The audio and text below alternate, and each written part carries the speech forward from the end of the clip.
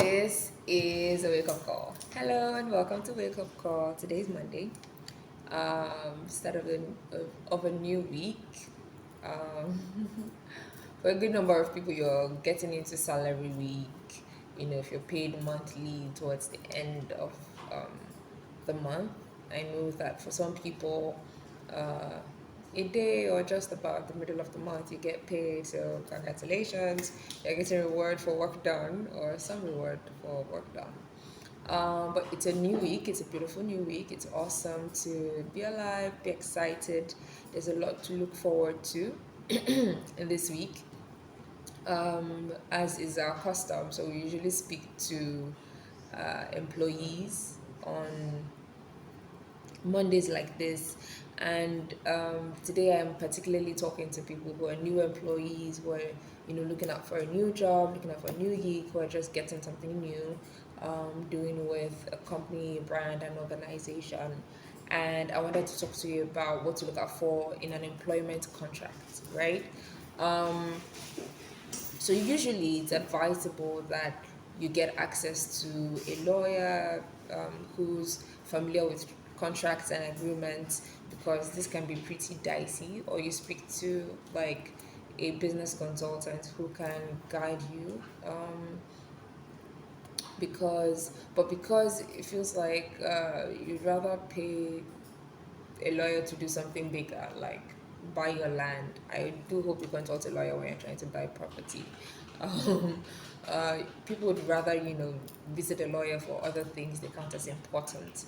Um, Maybe because the employment laws are not what they should be in African countries just yet, or the implementation are not as they should be just yet. But I just wanted to give you like a couple of tips. So I have an open contract here. I think I'd mentioned that we're going to do this a couple of videos back.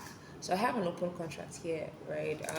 I'm of course not going to tell you the employer, the employee, or whatever. I just want to, highlight a couple of tips that you should look out for, a couple of headings or descriptions that you should look out for in your contract letter, or in your contract of employment or employment agreement, whatever it is called. You should have a document that you sign before you join any organization or company that you'll be working with, even on a short-term basis, even if it's for a month, even if it's for 3 weeks, even if it's for 3 months, 6 months, whatever it is.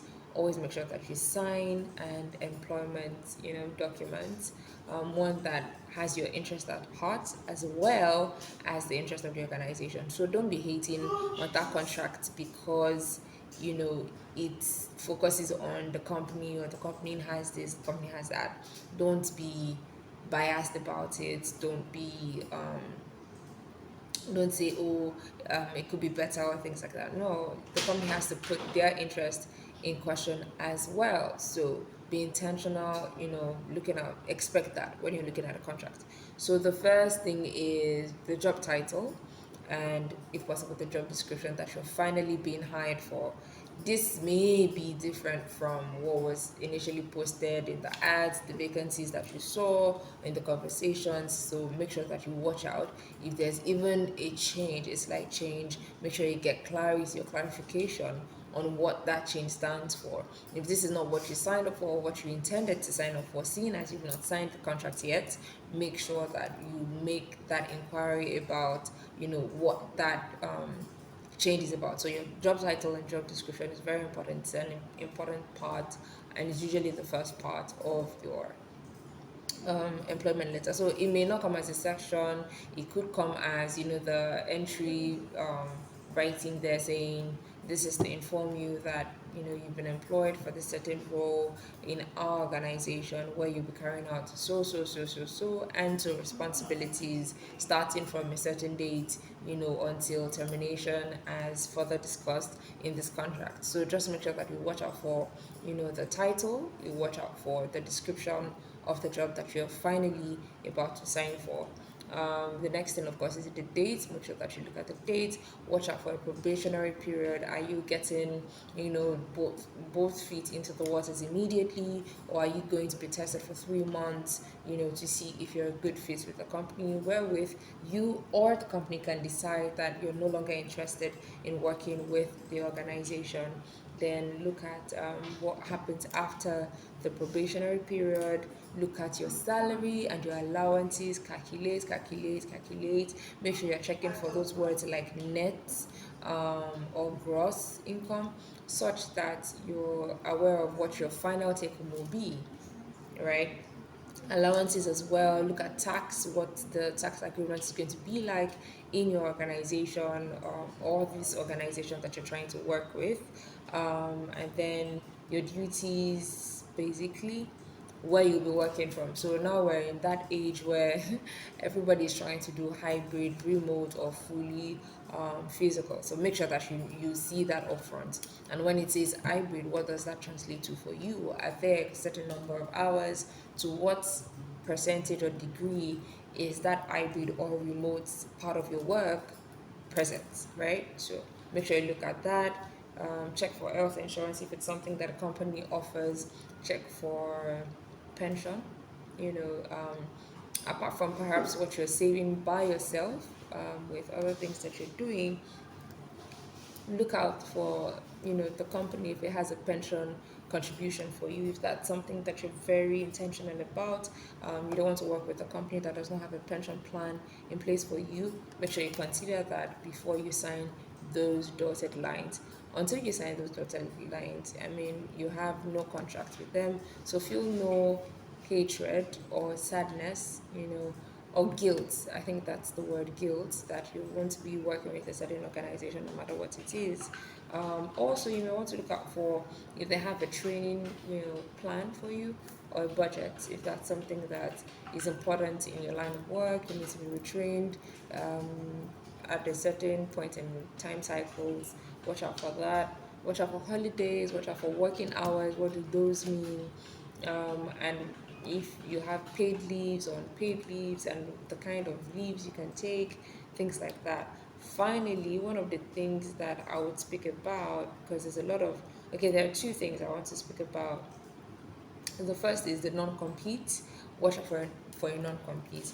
How many months after working with this organization can you work with a competing organization, if at all? So you need to watch out for that. Are there also non-disclosure agreements, what some people call NDAs, or confidentiality clauses?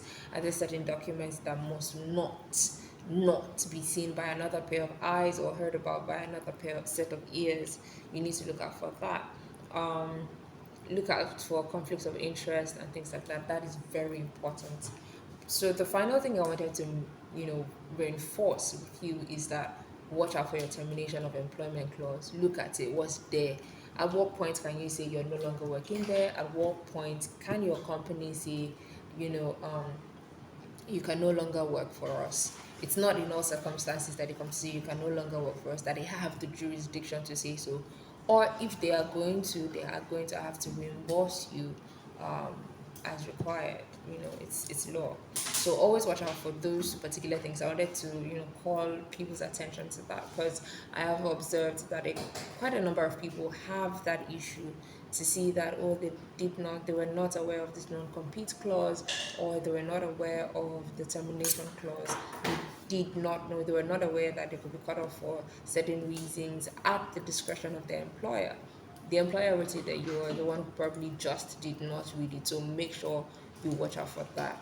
Finally, almost nearly finally, make sure that you have a copy to yourself of this contract signed by both parties, whatever it is.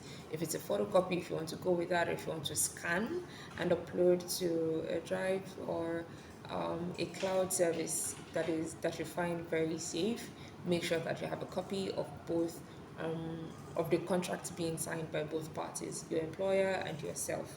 I hope this helps you. This has been pretty long. It's one of the longest videos I think this year. So I hope this has helped you. If it has, let me know in the comment section. Um, And I really hope that you enjoy and you bask in the newness of new job. And if you're expecting a new job, I really hope also that new opportunities, new avenues to serve and volunteer and contribute your impact to the world arise for you. Be well, do well. Have a fantastic week.